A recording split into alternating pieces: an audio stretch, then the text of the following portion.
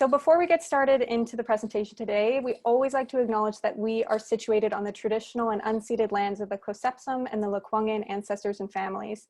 We're so grateful to carry forth the lineage of gathering together and learning from each other and the land and our pedagogies and practices at Royal Roads. And I'm working from home today as well. And I'd also like to acknowledge that I am also on the lands of the Cossepsum and the Lekwungen ancestors and families. So really grateful to be here today. We can sure learn a lot from the relationships, pre-European contact that the people had with the lands in reciprocity. So we're still learning that today, and that has that's a big focus of our program. So I'm going to just start our conversation, Christy. But yeah, go for it. Yeah, that's right. Go ahead. That takes us right into it. So I'm Christy Jones. I'm a student recruitment associate here at the university, and I'm joined by Dr. Hilary Leighton, who will be guiding us through our conversation with the whole slate of amazing students that we have. So Hilary, if you want to start us off and introduce yourself and kind of intro what we'll be talking about today, that would be amazing. Oh, okay. So happily, we're joined here by a number of students from first year, second year, and third year. In the MEEK program, we have three residencies, and so we wanted to talk a little bit about the pandemic as practice. I mean, we've just come through what we call Web-Residency, which I've called Web-Residency, and in our efforts to try to not actually replicate what it would be like to be on campus, but rather look for kind of elegant solutions of ways we can get together and really take the essence of the residency and the student experience and the learning forward. And I just really want to check in with the students who have just come out of that experience to find out, how that experience was, what they've learned. We're trying to look at the pandemic as a place of practice, not just as something we want to get rid of and get out of. And of course, we all want to get rid of the virus and the difficulty and the challenge and the threat. However, there's something here for us to learn. This was a moment of pause worldwide. And, there's something here in our ways of moving forward that we can take with us. We're not going to waste a good crisis, in other words. So that's kind of that would be a familiar ringtone that my students would know. So anyways, off we go here, Christy. I don't think I have much more to say. I'll introduce everyone as we get there. Sure. So I'll take us through the agenda that we'll be talking about today. So before we get into the student highlights that we have there in the second point, I'll take us through a really brief overview of the Royal Roads experience. And then after we hear from our lovely students, we'll get into the program-specific information a little bit, the application process, and of course we welcome your questions throughout the whole presentation. Don't feel like you need to hold them to the end. We'll be monitoring the chat box all the way through. Yeah. So a little bit about what we value here at Royal Roads. First one on here is first names first. So we have a very personalized experience here at Royal Roads, small class sizes, and you're never going to be a number here. Anybody you communicate with at the university is definitely on a first names first basis. The next one we have on here is Learn Together Forever. So that's a reference to the cohort model that we have here at Royal Roads. That means that you start your program with the same group of people and continue the program with them and finish together. So we're going to be talking to a number of people today who have been a part of that cohort program, which is amazing. And I can attest to how powerful it is for my studies at Royal Roads as well. It really creates a strong network that carries on throughout your professional and personal lives, far beyond your education. Can I add something to that, Christy? Yeah, absolutely. So much of our experience, not just this summer, but all the way along, has been that, these are adults who come with lots of knowledge. We're not just trying to fill some empty vessels. That's not our education model. We are really interested in flipping the classroom, in having everyone teach each other and bring that knowledge together in the kind of space that allows us to, kind of have emergent properties that couldn't have happened if there was just one of us, rather than all of us together. So we really look at this kind of collective learning as in the cohort, as it gets better and better over time, because people get to know each other and mature with each other. And yeah, so it's a really beautiful model that we really try to protect. And it's very signature to Royal Roads, isn't it? Because other universities, students drop into all kinds of classes. And that bonding would not necessarily take place. And I think it's very positive, very advantageous. Yeah, absolutely. Anyways. The next point on here is life is also an education. So this is a reference to our flexible admissions model, which we'll get into a little bit more at the end of the presentation. But it basically means that when you're applying to our programs, we look at who you are holistically. So obviously your education experience, but we go beyond that and looking at any volunteer work experience, any projects that you worked on, and any just general life experience that you have. We want to know who you are and what you would bring to the program that would be so rich to everyone else in the program as well.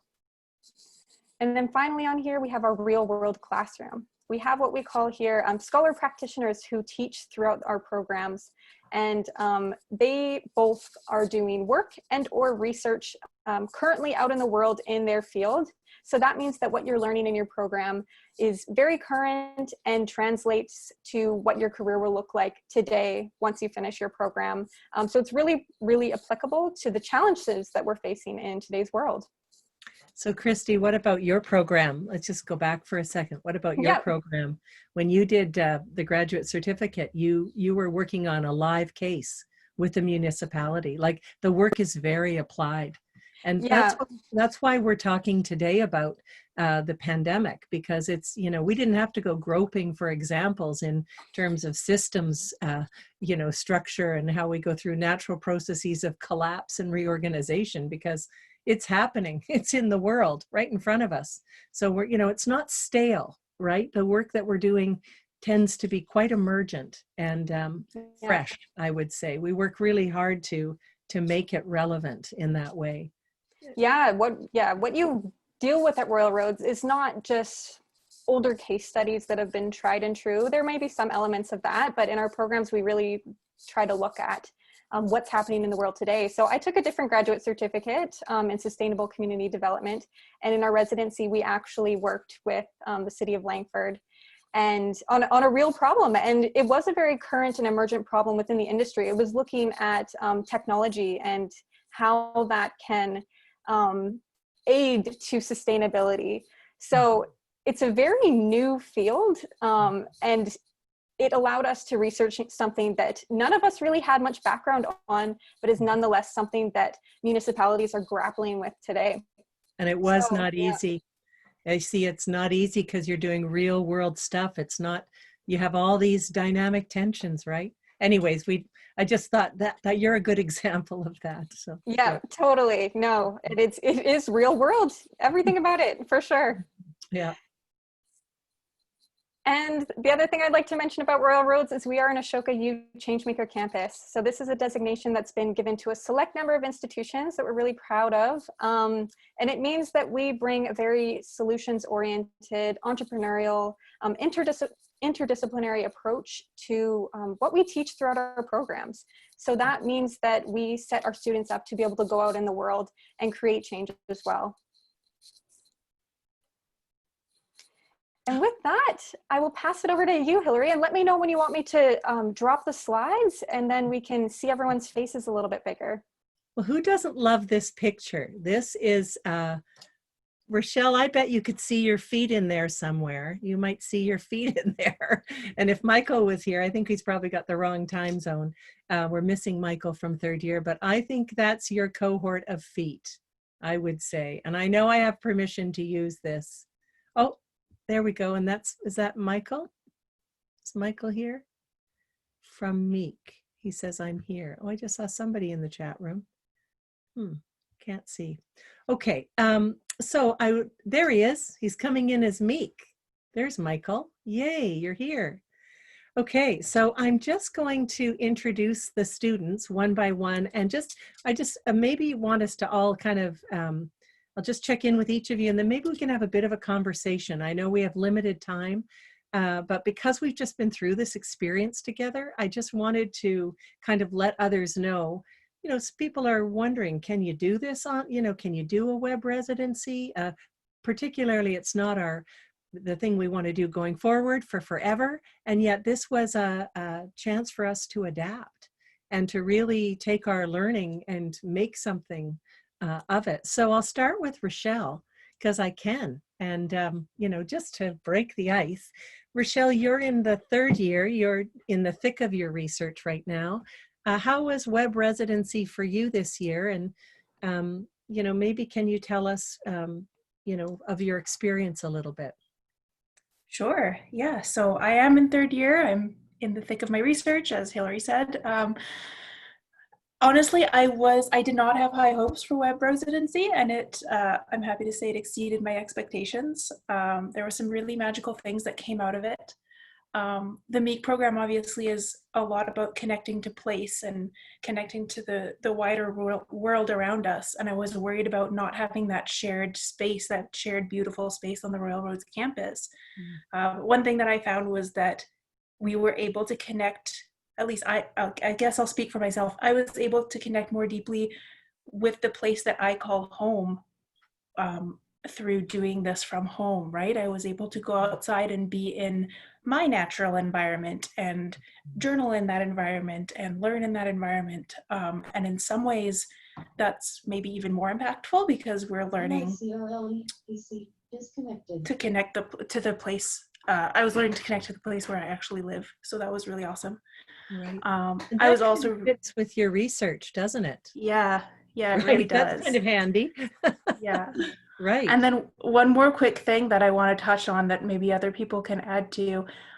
I'll speak for the third year cohort because I don't know what the other year's experience was like, but I was really super duper impressed with the flexibility that we were given throughout the residency.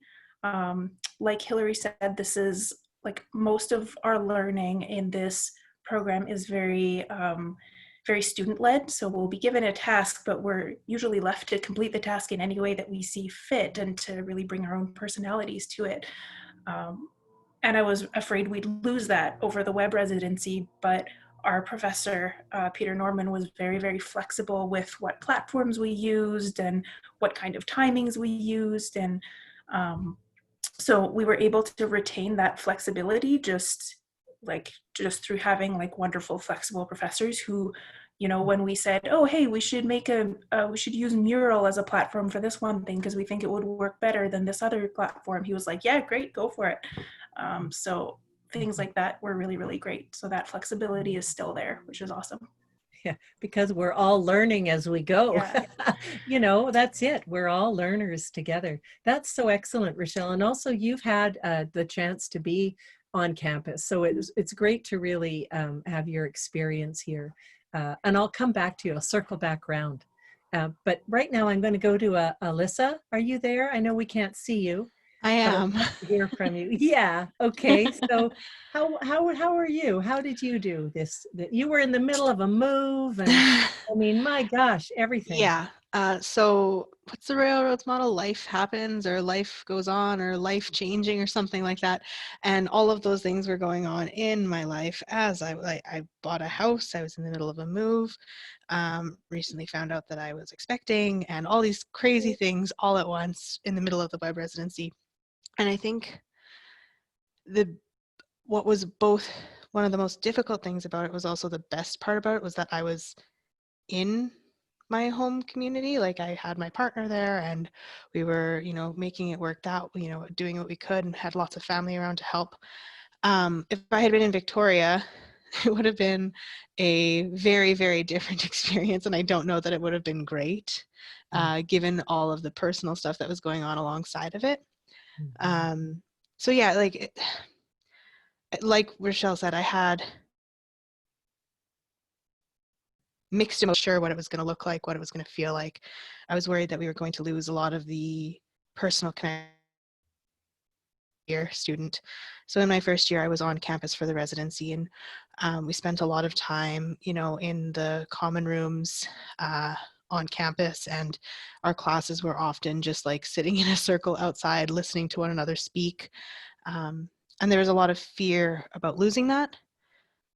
And there was some of the magic that was lost, but a lot of it was still retained. Like a lot of the discussions and being able to break out into the smaller groups and sort of learning how to navigate that online space. The first couple of days were tricky, but once we settled into it, it was really quite good, especially, like I said, the smaller breakout groups that we had. So we were able to go into smaller groups, have our discussion, and then bring it back to the larger group. And rather than witness the chaos that is everyone trying to speak online at once, we would have one representative from the group to share the experiences of the smaller groups together. And I think that was a really good way to handle it. And yeah, there was a lot of really interesting discussions that came up that wouldn't have been there had we been in person. Mhm. Alyssa, I just want to really commend you on the poster session when you had stacked up boxes to put your computer on. You'd put on a dress, probably the last piece of clothing you had, and you presented your poster and, you know, videotaped it because you weren't going to be at the poster session, and I got to play it and you still got to participate. I mean, bless your heart. It was just like, this is adaptation at its finest. So yeah, so the poster that. presentation that Hilary is talking about is one of the assignments for the second year residency, and we, you know, make up a poster that's like loosely based on what you think you want to research for your thesis or your MRP. And because I had an appointment and was going to be away on that day, I literally, like she said, stacked a bunch of moving boxes on top of each other, balanced my computer ever so precariously on the top of it, recorded it, put it on YouTube, also sent a link through Gmail, and did another thing, and I sent it to like 4 different people in case it didn't work for one person. Like, there were multiple methods of getting the video to the people, and thank goodness no one had internet troubles that day. But you know, that's it, right? It's multiple ways. We found multiple ways. When things didn't work, there was no panic. It's like Rochelle saying, hey, Mural will work better, or Padlet will work better. Like, not like we're in love with technology, and there are solutions, or we let things go. There was a lot of things we let go of. And I think that's also really critical, to have kind of an elegant sense of residency without trying to replicate it. I'm just going to move now, and we'll come back to the larger group, but I'll go to Jasmine. So Jasmine, this was your first year, and you were probably looking forward to coming to campus. So what happened? Yeah, it was a bit of a, well, I guess for me, it might have been a bit different. I applied for the program kind of when COVID had just started out. So I was expecting residency to be online.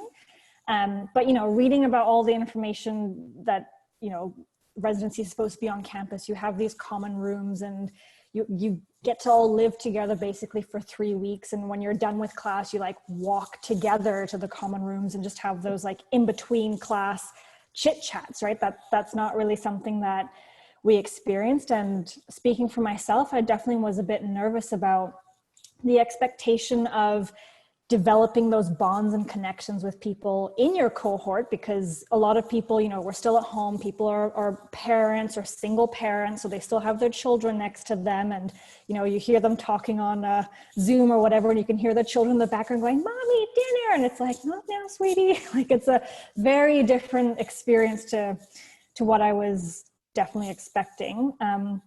But I think my fears were definitely unfounded. I think all of us were very interested in creating those bonds and making sure that we were all connected in some way. Like, I think after the second day of residency, when we finally all saw each other's faces, someone timidly was like, "So if I create, you know, like a WhatsApp chat group, how does everyone feel about that?" And it was a resounding like, "Yes, please do it."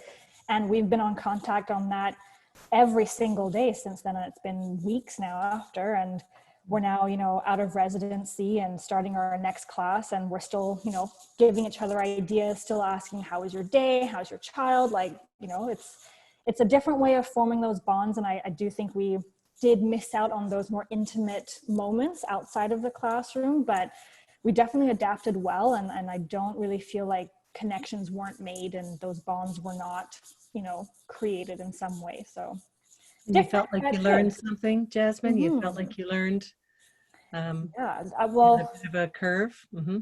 Oh yeah, definitely a learning curve. And I think one of the things that we as a cohort also found a bit challenging for, you know, connecting after class was you spend like 8 hours a day looking at your screen. So when it's done, you like want to get outside and practice those things we've been taught of, like sit under a tree, do some journaling outside, but you're also torn between wanting to stay online and talk to the cohort and get to know each other better.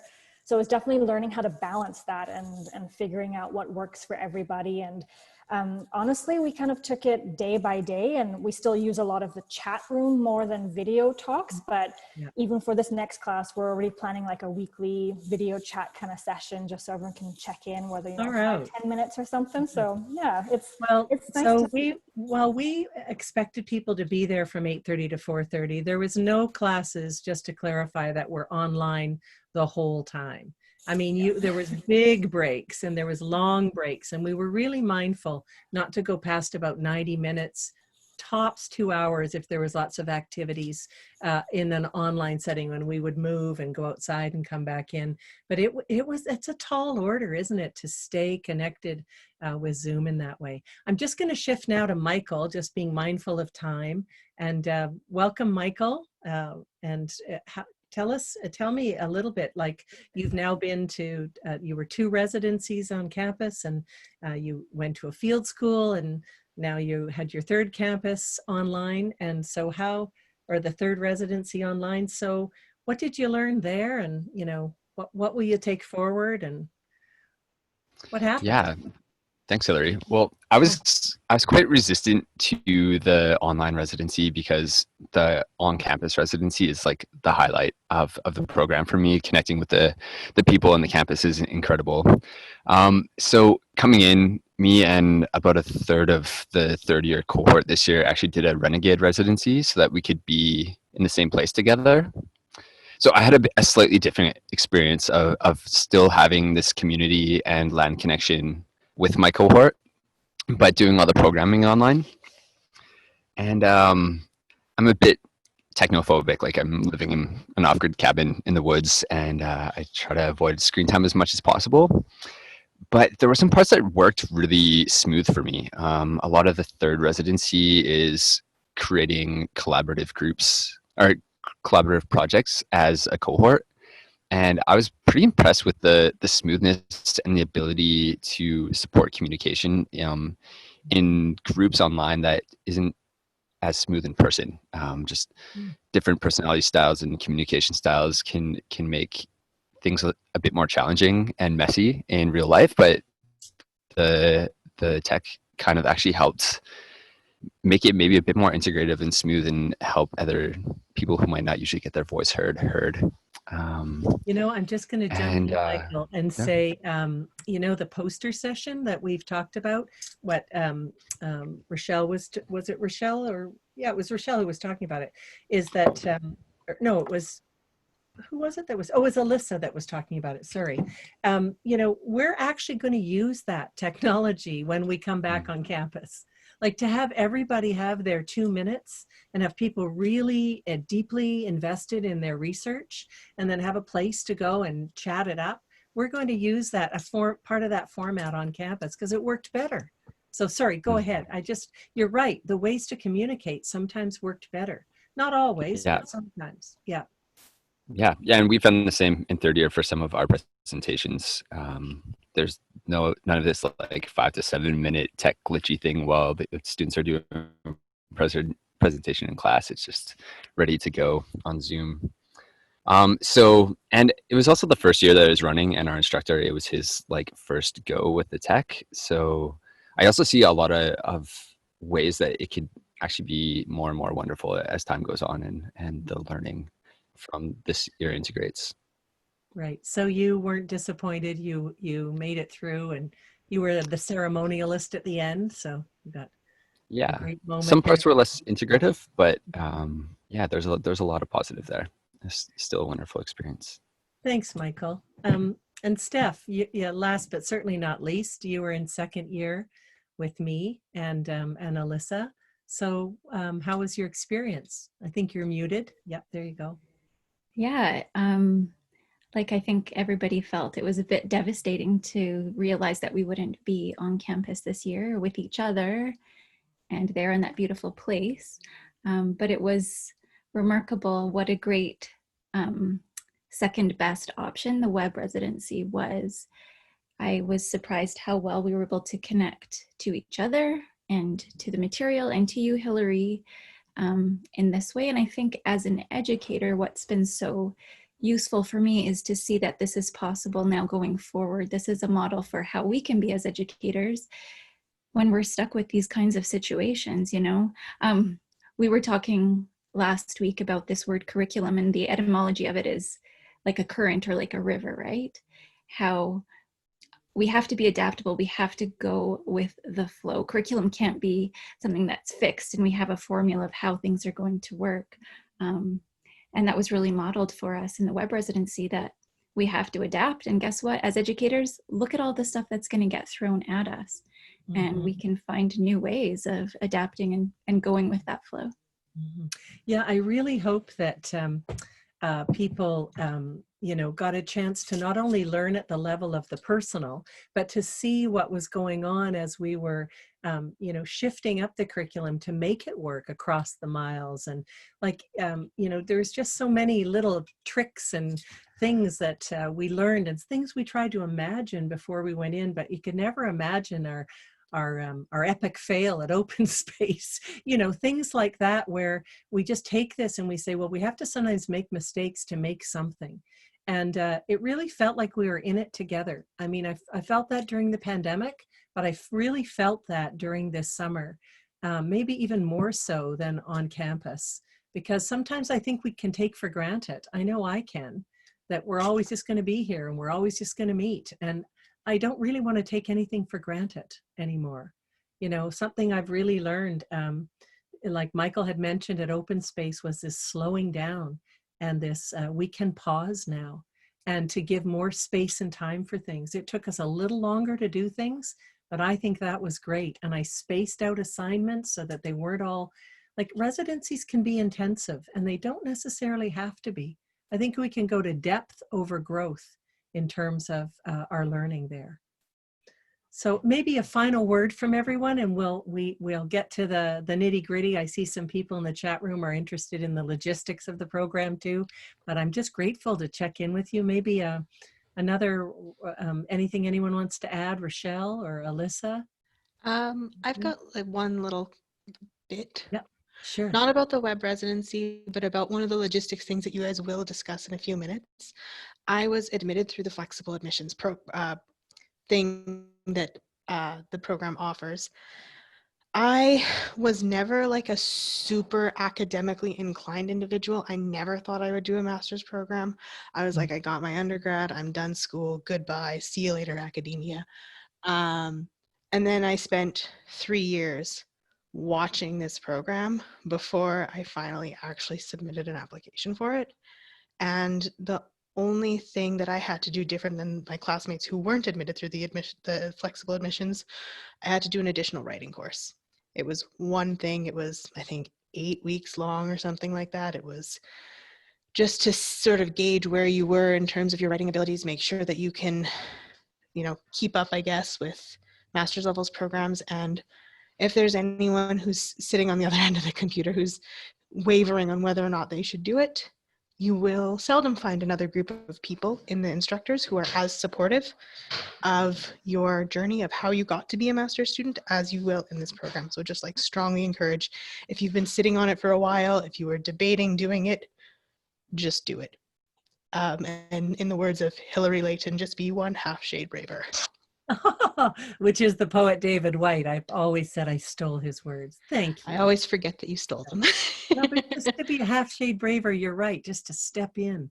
Now, of course, is the time. We're seeing a lot of interest now because of the way the world's going. Now is the time.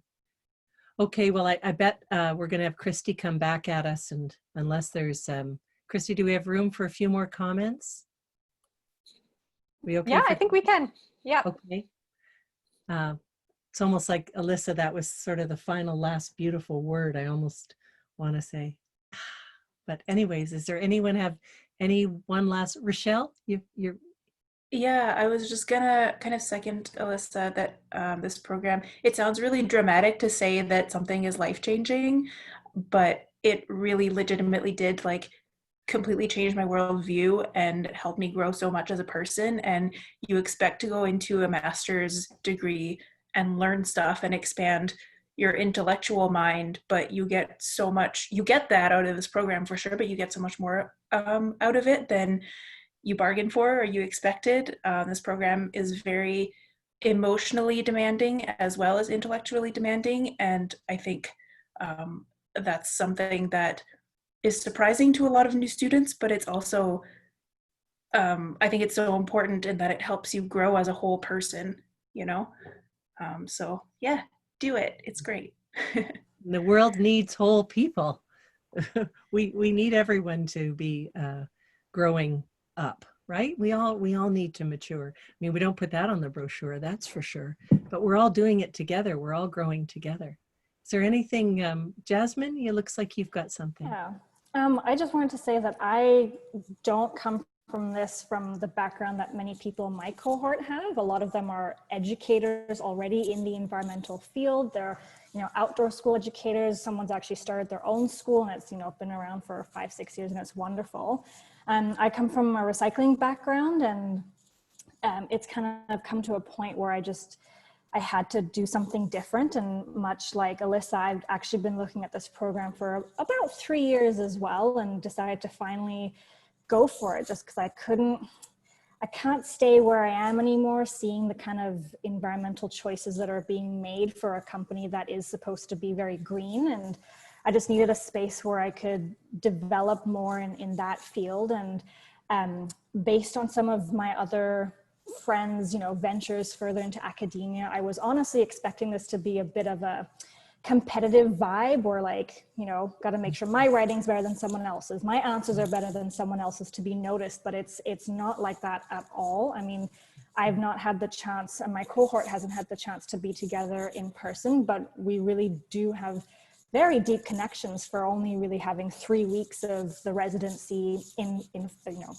camera wise and the group chats. But it's been amazing, and I've really found a community now that I can actually call my own. And whenever I have honestly struggles at work, big decisions to make, business versus environmental, I drop a message in there, and the support and the encouragement is just, it's crazy. And I can't imagine what it would have been like right now if I had gone with what I was initially going to do and defer application to next year. So if you're hesitating, do not, just go for it, honestly. Hey, Jasmine, thanks for that. And I'm going to put you in touch with Joanna, another one of our students who is working in that same field and finding those same kind of conundrums. I mean, there's just ways we can help each other. She's in a different year, but I think it'd be good if you guys found each other.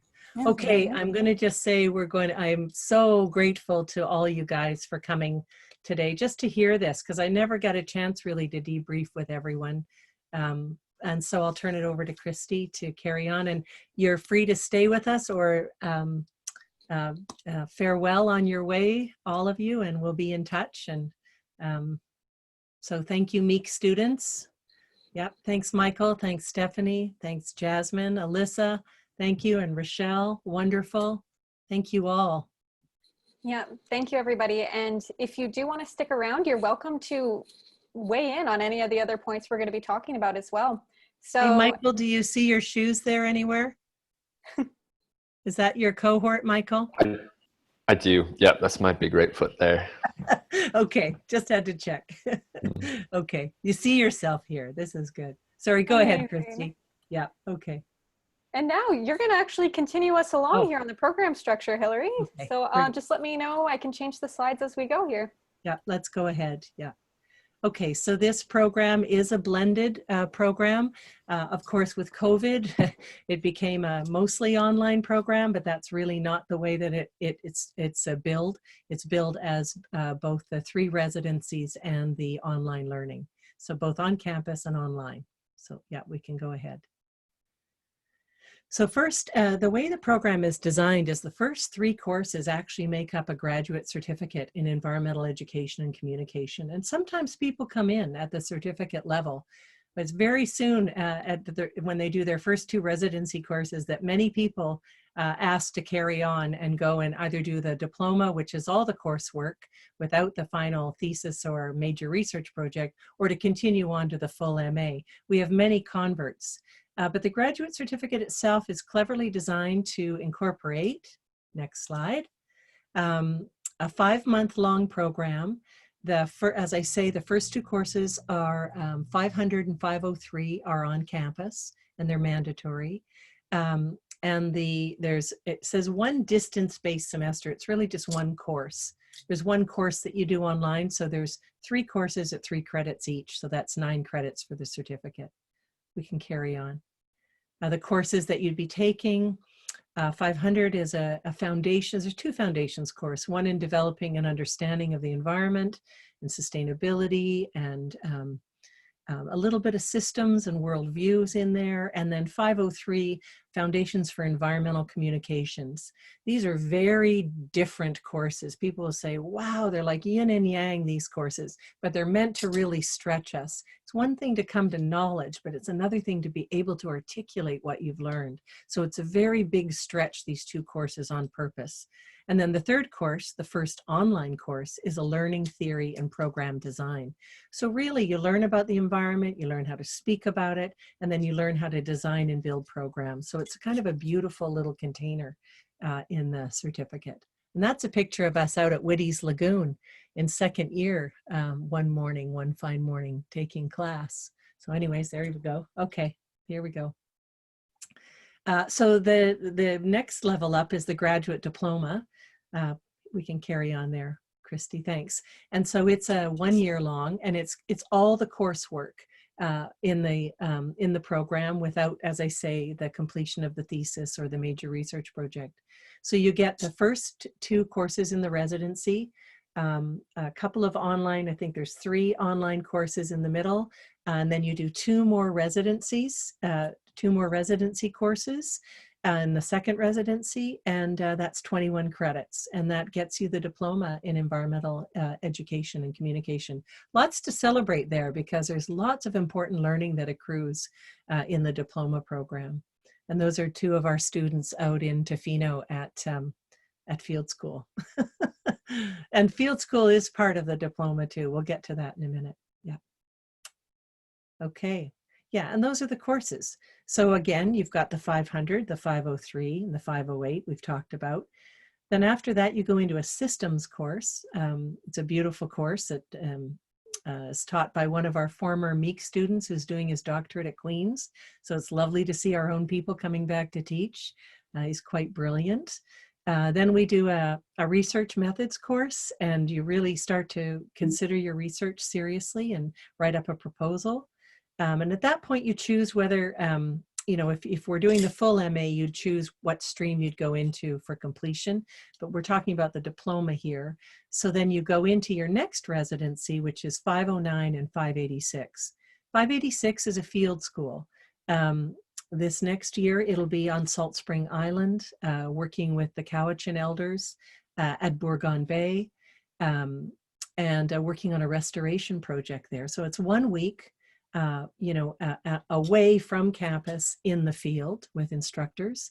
And then you come back for 2 weeks for eco-psychology at the intersection of theory and practice, which is the course that I teach. And I'm a clinical counselor in BC and a psychotherapist. So part of my practice is to take psychology from the human to human container and expand it out to include the more than human world and our relationships there. So moving from the personal to the planetary. So that's the final residency. So next slide, Christy, thanks. So if you're coming to do the full MA, which is the certificate, or the diploma, all the coursework, next slide, please. The format is about 2 years long. It's 2 and a bit years. Because it ends in that December. It's 3 on-campus residencies. So you've got the first 2 are 3 weeks long, and the last one is 2 weeks. There's the distance learning in between, which is the coursework I talked about in the diploma. But what it includes is the final option of either finishing with a thesis, which is 12 credits, or finishing with a major research project at 9 credits and another elective course, which is 3. And the major research project is kind of a new addition to the MEEK program, and it allows that not everybody wants to write a deep theoretical piece that has, as vast a literature review as a thesis requires. And it often is better suited to applied projects and projects you might work on in community or building curriculum or sometimes an art installation. I mean, it really has, the knowledge product you can do with a major research project is vast. Doesn't mean it's any less rigorous than a thesis. It's just a different kind of a knowledge product. And you have a supervisor for that as well. But in order to make those other 3 credits up, you will have to take an elective. And there's a number to choose from, including a beautiful outdoor experiential education course, a course on worldviews and ethics. And then we have a whole bunch of general studies you can choose from. One of our students this fall is doing an elective on Indigenous ways of being and knowing. So, okay, we can go to the next slide. Thanks. So there's all the courses again, and then it adds in the last one, Living Our Learning, Implementation to Action, which comes in the 3rd residency. And again, there's the footnote about the electives you can take. Yeah, and that's really the full program. Rochelle, Okay. I'm curious, I see you're still on the list here. I'm curious to know what your research is on right now. And if you're not, if you're Oh, if you're in hibernation mode. Oh, there, you're still there. Oh gosh. So Hilary's my supervisor, actually. So she is very intimately acquainted with my research. So I come from a hard science background. I have a zoology degree as my undergrad. And I kind of departed from that quite dramatically coming into this degree, again, with the whole person growth, trying to do something completely different, expand my ways of knowing. So I'm actually doing more of an autoethnographical piece where I'm writing about my own experience of learning from nature. I'm an environmental educator. I work with kids outside during non-COVID times. And my thesis is about trying to write about my relationship with nature and how nature is a teacher for me, so that I can bring that same awareness and invitation to my students for nature to be a teacher for them. And is it ever cool? Because you're looking at things through the seasons, aren't you? Yes. Yes, and you've done some beautiful presentations on this already in your 3rd year, haven't you? I have, yeah. I never know how much, I could talk about it for 2 hours, so trying to summarize it into a little nutshell is always a bit of a challenge for me. Yep. There we go. Yeah. I bet. Thank you for sharing, though. That's super interesting. It's always nice to hear, you know, how people take that route in their research and, you know, individualize it to their own background and what they're interested in. So thanks, Rochelle. That's perfect. I just also have to say Rochelle is a beautiful writer. So that's very helpful to do something to stretch in this way. She is a really strong writer. So she's found a method that will really allow her voice to come, and the voices of others. You know, that's a trick. You know, she's really it's very commendable. Again, bravery, the half shade braver. Thanks, That's Hilary. right. I'm the zoologist. That's right. Oh, that's perfect. Well, I'm a fan, so there you go. Okay, thank you so much, Rochelle. I'm glad you stayed on. What's our next slide, Christy? Yeah, we're actually going to move into the application process, but I wanted so we're done. We're done the Yeah. part. Okay. Yeah, but now is the perfect time. If you do have any questions, feel free to pop them in the chat box and we'll answer them as we go along. I see one in here. I'm just going to read it out for those who are watching the recording later and won't see the chat box there. So Brenda asks, is the program aimed more at educators, or is it also relevant to someone working in marketing and fundraising in nonprofits? Hilary, you answered, it is relevant to a wide range of people: journalists, communicators, outdoor educators, NGOs. Yeah, if you aren't too sure where you fit in there, you can definitely reach out to us and you know, have a conversation. Yeah, there's a wide range of people. I would say about 25 to 30% of the students are educators or wanting to be educators, but there's lots of people that are working in sustainable community development, that are working in Indigenous communities, that are you know, journalists, that are, we have a woman from marketing in one of our cohorts right now who's, you know, tasked with really understanding the interconnectedness of everything. We have somebody who has been working as a fundraiser. I think she's graduated now for an NGO, and also for people working overseas. I mean, we've had all kinds of people come in. It's not limited necessarily to educators, although it does allow you to be able to teach what you've learned, to be able to write about what you've learned and share it widely. That's not always formal education either. We have a lot of informal educators.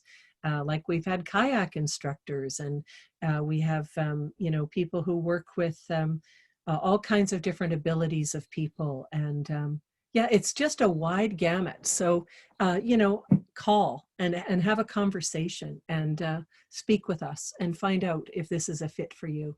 Because if it isn't, we also know about our other programs. So we can also help you there and, you know, send you off in a direction that might fit. So that's, you know, we're all in this together. We're not competitive in that way between our schools or our programs. Yeah, absolutely. And I think I forgot to mention at the start, but we also have Bev Hill on the line in the chat box too. She is one of our enrollment advisors at the university. So she's there to answer any more questions too as well, and can provide some contact information. And we'll also have a slide at the end for how you can get a hold of us later on too. Oh yeah, and Bev has been involved with Meek for a long time, so she does know, she knows the wide range of folks that have come through these doors. Yeah, so great. Yeah. Oh, here's Rochelle. Rochelle says we have a cohort member who works with people struggling with addiction and homelessness, and he's doing his thesis on how natural disasters disproportionately affect vulnerable populations. Yeah, that's right. That's right. That's Ryle. He's back in. That's right. Beautiful. And so he's got a supervisor that comes out of our humanitarian school who does disaster and emergency management. So you see, we all kind of work it together. That's a great example. Thanks, Rochelle.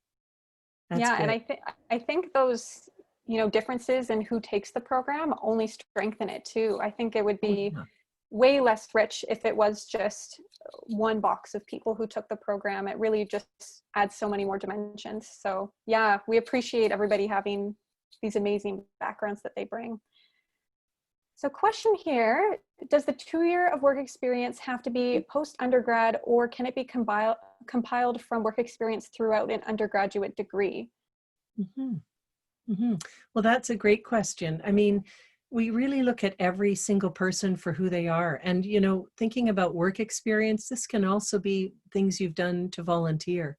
I mean, try on your application to tell us everything. Tell us what you've been doing, what you've been interested in, you know, and yes, while paid work experience is important, we also want to know what else you've been up to.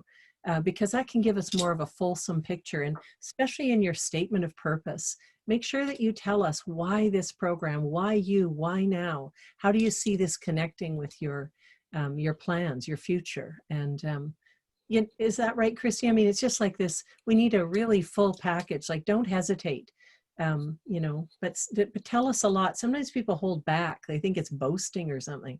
I say, tell us what, you know, what you've been up to. We need to know this. Yeah, it can feel a little unnatural, but tell us everything, you know, to feel like you're talking about yourself a lot, but definitely, yeah, that's the route to go. So hi, Lorena, I see you're writing from Ecuador. Yes, we have international students, and yes, we'd welcome you. So maybe Christy, you can talk about the student visa. Yeah, that part actually I will defer. We'll have the information at the end of the presentation about how you can get in touch with our international enrollment team, but I'll defer you to them just because the situation is evolving as we speak with the current situation in the world right now. So they're the best authority on that, more so than me. But yeah, we can definitely get you in touch with the experts on that sort of topic for sure. Mm-hmm. But we'd welcome people from all over the world. That again just adds such a beautiful richness, and you know, all cultures, all people, all places. It's so wonderful because we learn from each other. This is really a co-creative model. Not like we don't have a plan. We have a plan in place, but we leave it open enough that we can all bring, you know, our experiences and our abilities and our skillful means to the fore. Yeah, totally. So with that, feel free to keep asking your questions, and I'm going to move along in the meantime to our application process. So like we mentioned at the start, we have standard admissions and flexible admissions. So I'll touch on the standard admissions first. So that would look like having a 4-year or comparable undergraduate degree in a related field with a minimum GPA of a B from a recognized post-secondary institution. And with that, at least 2 years of relevant work or volunteer experience, or a combination of both. And then applicants who do not meet the degree requirements, or meet the degree requirements, but not the GPA requirements, will normally be required to take the academic writing and critical thinking course. So Alyssa actually touched on that earlier, and she mentioned that she took that course as well. And Yeah, we actually hear from, yeah. Let's go ahead. Sorry. I think we're going in the same vein, but we hear from a lot of students that it's actually, they end up being glad that they end up taking this course because it sets you up really well to be able to get back into that academic space of thinking and writing to be successful in your program. Yeah, because not everybody writes academically. You could be a fine writer or a poet or a screenwriter or a marketer, and it doesn't mean that you understand how to create an academic argument and to synthesize data and literature. So it's really important as a tool. So we actually recommend it for everyone coming in the program now. I do. I recommend it for anyone who's been out of school for a while and just to get your chops up. And then if you're not worried about the writing, you can really get into the learning and, playing with ideas and concepts and synthesizing that, because this is a master's degree. This is a place where you're not only coming to master content, but you're coming into your own mastery, hopefully. Yeah, that's the idea. So yeah, that would be a course that you take before you start the program. Yeah. There's lots of options too. I think it runs 6 or 8 times a year. Yeah, lots to choose from. So then next, don't you love this picture? Sorry. Ooh, do tell us more details about this picture. It is beautiful. That's just a student of ours, and they look like birds, don't they? That's just a beautiful plant. Yeah, I wonder what it's called. It is really cool. I'll have to ask. Yeah. So for the flexible admissions, it is an amazing picture though. So this is for applicants who don't meet the standard admissions requirements. So if you are worried about that, I wouldn't be too worried is the message for that. Always welcome to have a conversation with us if you aren't quite sure where you fit into the spectrum there. So normally that would include 6 years of relevant work experience or an equivalent combination of education and experience, and then a combination of post-secondary and professional accredited qualifications. And then again, this is generally required to take the academic writing and critical thinking course and obtaining a B average there. So yeah, it can look like a lot of different things, but we really do want to provide solutions and make sure that you're in a program that will be, you'll be successful in and will work for you too. Well, it was great to hear from Alyssa today that, she said she was waiting. And she said, don't hold back, like be a half shade braver, throw your hat in the ring, go through the flexi admissions. And like, that's insane. That's just really great to hear that. I didn't remember that about Alyssa. I've got enough students to remember a lot of things, but that's a fantastic testament from her. Yeah. Yeah, totally. So moving on to a bit of the nitty-gritty details about how to apply. So to start off the online application process, there is a fee of $126.28, which is a very specific number, I know. And then to carry on, we have some supporting documents you'll need to submit. So the first one there is the official transcripts. Those do need to arrive to us sealed from the institution. So we always like to say, if you are curious to know what your grades were, if it's been a few years since you've been out of school, then it's always good to order a copy for yourself so you can peek at them and open them up because they need to arrive sealed to us. And then with that in mind, we know there's some institutions that are doing email transcripts instead of sending the mail physical ones because of the pandemic we're in right now. So don't fret about that. There is systems that have been worked out for many institutions in that regard. Next on the list here is a detailed resume. So this can be a lot more extensive than what you would say use for applying for a job or something like that. It can be as long as you need it to be to really convey all of the experience that you want us to know about. So of course that's education and your professional background, but can also include volunteer, any specific projects that you worked on, yeah, anything that you would like to include there. Then next we have the personal statement. So this is a great complementary piece to go with a resume, and it's really a space where you can really map out and write out why you want to take this program, all of the experience that you bring again, and where you want to go in your career.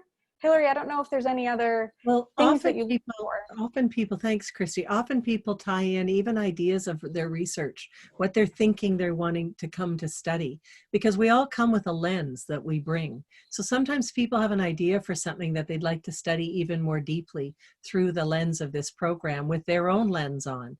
So it's great to hear this. There's some guiding questions too that you can find through the admissions office that help you guide this personal statement. But why you? Why now? You know, how is this going to connect to your future? And what kind of research interests do you have? Like what drew you here and what's drawing you forward? Like Stephanie was reminding us of the etymology of education, to draw forth.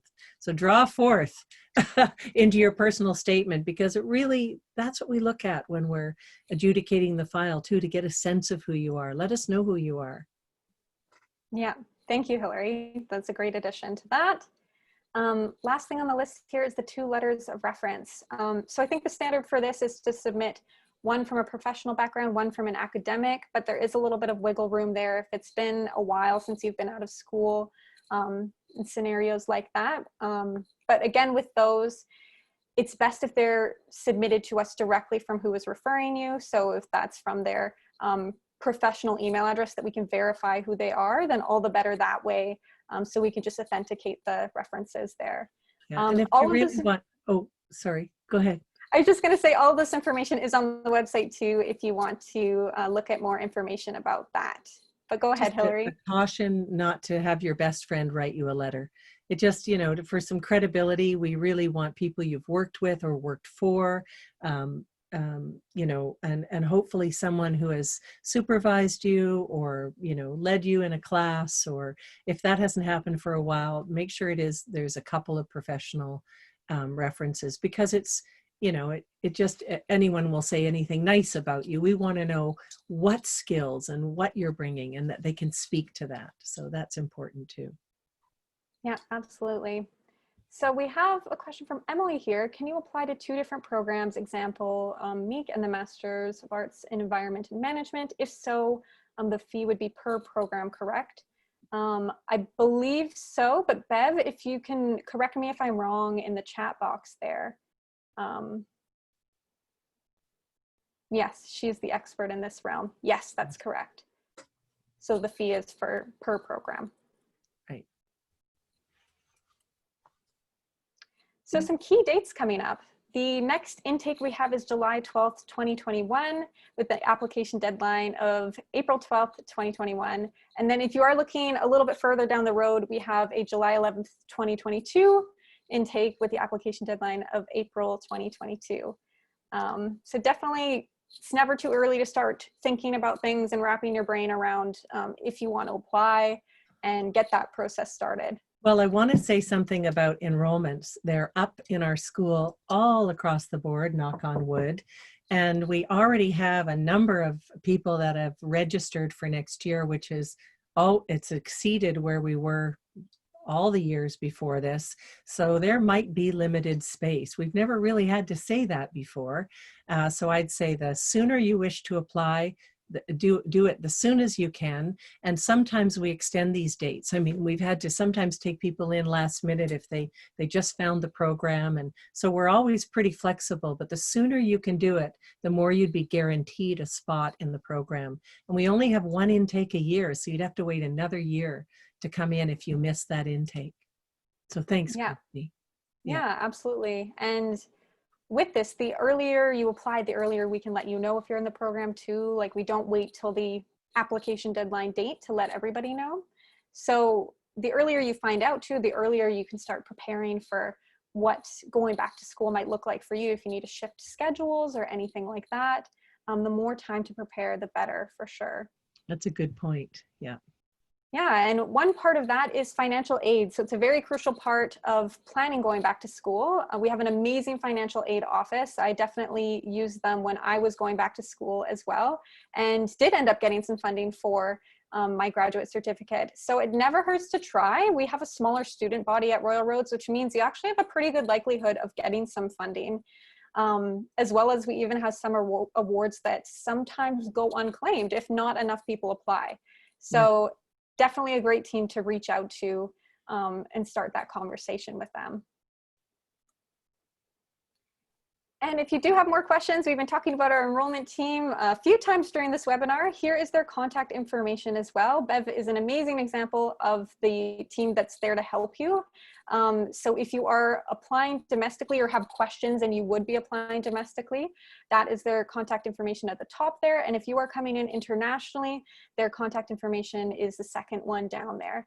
So definitely feel free to start a conversation with them, because they're extremely helpful too in helping you navigate the whole process here. And with that, I would love to open up the floor one more time for any other questions we have. And Hilary, if you have any other final thoughts you wanted to share today. Well, I just love seeing this picture of one of our students. She's been working on saving the spotted frog for such a long time. She's a biologist who came to us, and she's just doing fantastic research in her community. And it's just lovely to see her here on that photo. There's just people doing amazing work in this program, amazing research. They feel, you can tell by the conversations that folks feel very empowered when they've come together, learned together, and they go back out into their communities and their workplaces to really bring what they've learned and to share it, and sometimes teach it, but communicate these these learnings. And I think now more than ever, this is really a kind of program that allows people to feel that empowerment and to be active, to be self-actualized. That's the way we make change. It doesn't come from out there. It's an inside-out job. So, this is a great program for stimulating that and challenging us and affirming, our ways forward. We're all very committed. Yeah. Mm-hmm. And on that beautiful note, I don't see any other questions popping into the chat box, but if anything comes up later, any questions, feel free to reach out. And I would like to thank you all again for joining us today. Thank you, Hilary, for hosting and facilitating the conversation with our lovely students as well. And we did okay for time, given that we had 5 people, so that was pretty good. Yeah, so we're few. Thanks, Oliver. We're doing good. So thanks everybody and the team behind the scenes who helped us today as well. And with that, we hope you have a lovely rest of your day. Okay, take care. Hope to talk to you soon.